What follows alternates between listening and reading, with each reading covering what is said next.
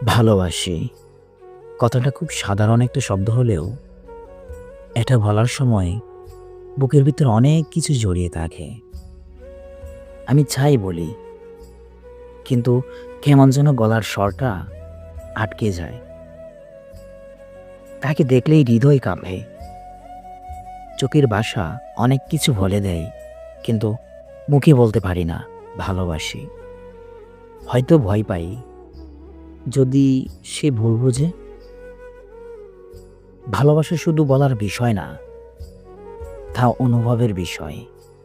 আমি প্রতিদিন ছোট ছোট আচরণে বোঝাতে চাই, কিন্তু সে বুঝে না বলেই মনে হয়।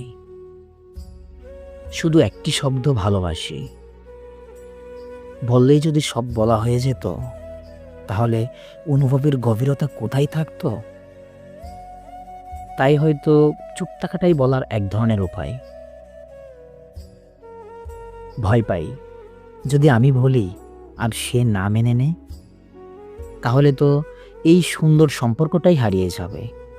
তাই চুপ থাকি, সহ্য করি, অপেক্ষা করি।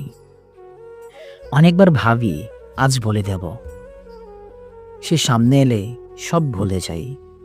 হয়তো মুখের ভাষা হারিয়ে ফেলি, শুধু চোখে চোখ রেখে ভালোবাসা লুকিয়ে রাখি। ভালোবাসা বলার চেয়ে প্রমাণ করাই কঠিন।